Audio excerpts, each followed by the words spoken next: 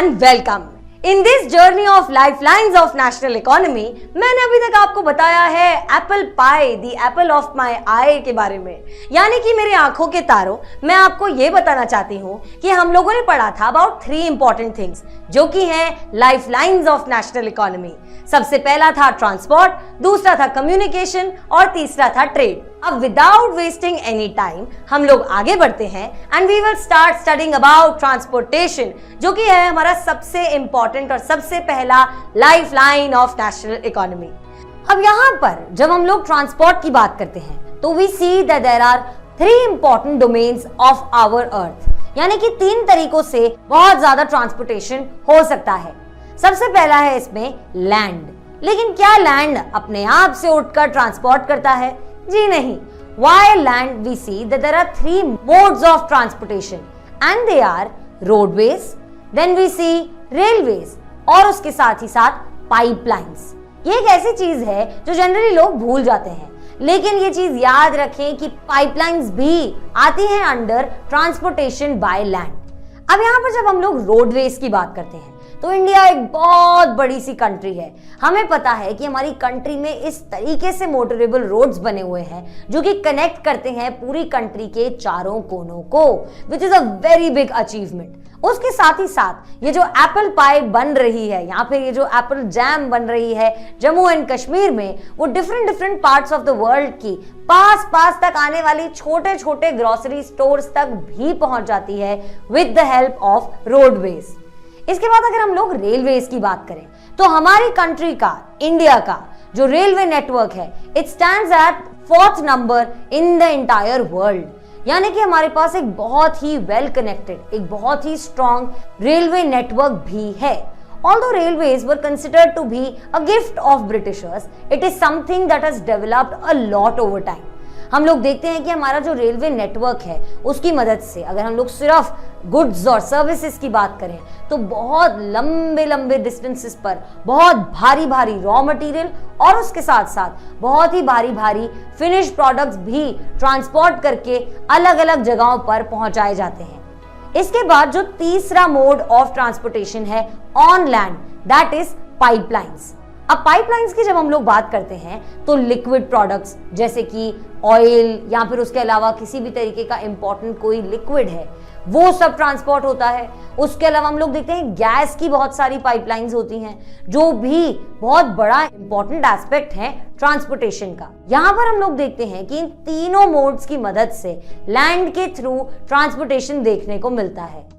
Now when we come to the other aspect, which is water, we will see that within water also there are 2 ways in which transportation takes place, and those are inland transportation systems and उसके साथ साथ overseas transport system।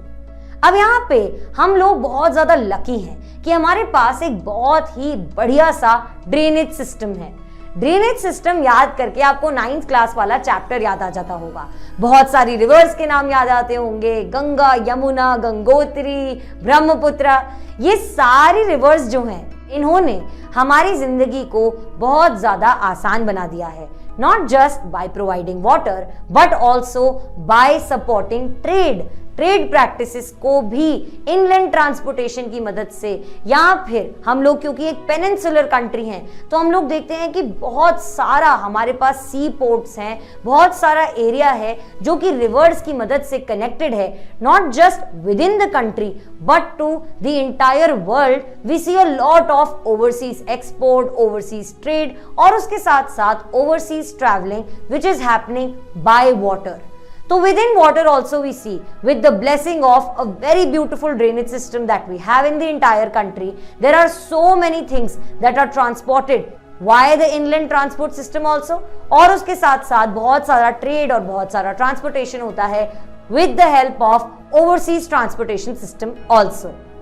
तीसरी चीज जो है वो है air transport. अब एयर ट्रांसपोर्ट में भी 2 तरीके का एयर ट्रांसपोर्ट देखने को मिलता है। फर्स्ट इज डोमेस्टिक और उसके बाद दूसरा है इंटरनेशनल। डोमेस्टिक यानी कि हम लोग हमारी कंट्री में मुंबई से लेके दिल्ली तक, दिल्ली से लेके पुणे तक, या फिर पुणे से लेके साउथ इंडिया में कन्याकुमारी तक जब ट्रैवल करते हैं बाय एयर तो वो बन जाता है विद इन द कंट्री।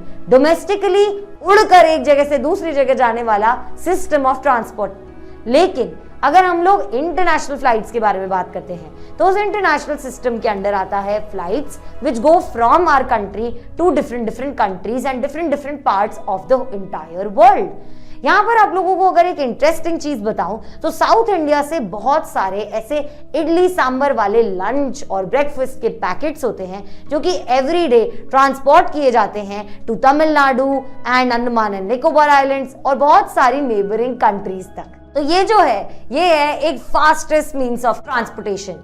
अब यहाँ पर ये इंटरेस्टिंग सा एग्जांपल है ऑफ एयर इंडिया।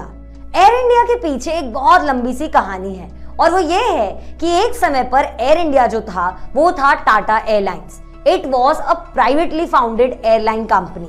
लेकिन वर्ल्ड वॉर 2 के बाद गवर्नमेंट ऑफ इंडिया ने टाटा एयरलाइंस को हैंडओवर करवा लिया as a public sector undertaking. Public sector undertaking वो अंडरटेकिंग होती है जो कि सरकार के अंडर में आती है। तो it became a government of India की ओन्ड कंपनी।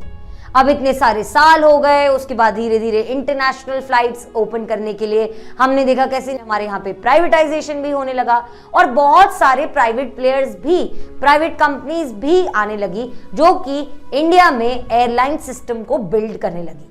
तो यहाँ पर हम लोग देखते हैं प्राइवेट एयरलाइंस के बारे में।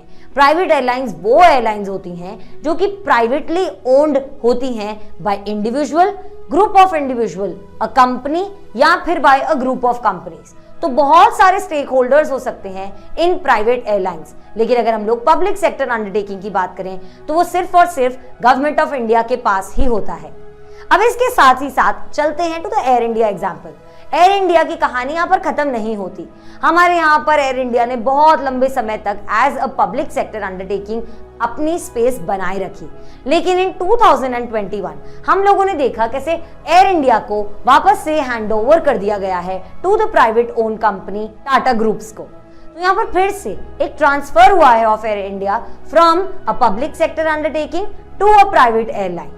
तो यहाँ पर ये सारी चीजें आई होप आपको अच्छे तरीके से समझ में आ चुकी होंगी। एयरलाइंस होती हैं डोमेस्टिक, इंटरनेशनल और डोमेस्टिक के अंदर भी होती हैं पब्लिक सेक्टर अंडरटेकिंग वाली एयरलाइंस और उसके साथ ही साथ प्राइवेट एयरलाइंस।